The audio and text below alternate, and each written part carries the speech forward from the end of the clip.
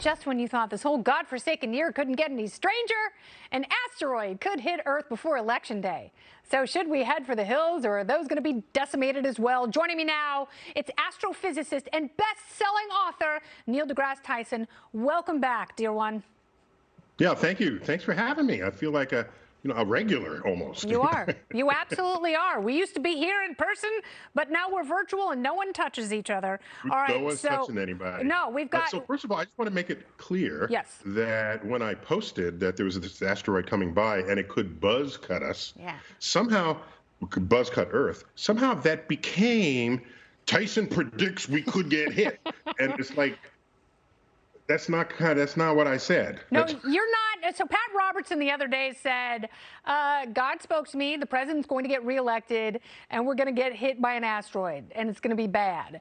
And you said there is a near-Earth object the size of a refrigerator. It's heading toward us at 25,000 miles per hour. Maybe it'll hit us, maybe it won't. What happens if it does?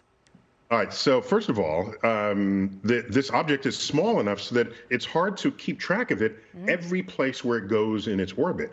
And the last time we got orbital data on it was 2 years ago, around this time of year, when it was close enough to say, hey, there's something that could be dangerous in the future. We got like 12 days of orbital data on it, and then it fell out of view.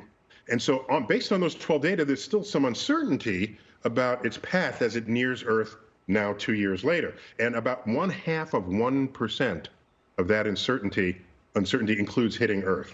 So you're saying there's a chance? Okay.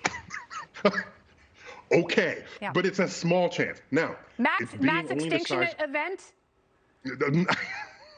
You've seen too many movies, right?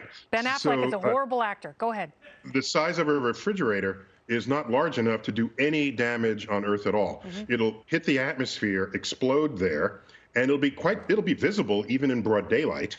And there'll be some rocks that'll make it to Earth, but it's a harmless incident.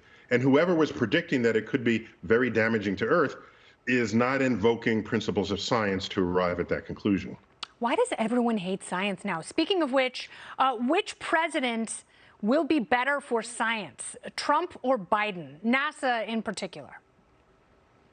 Are you asking me? Are you serious? Yeah. Is that a serious question? Sure.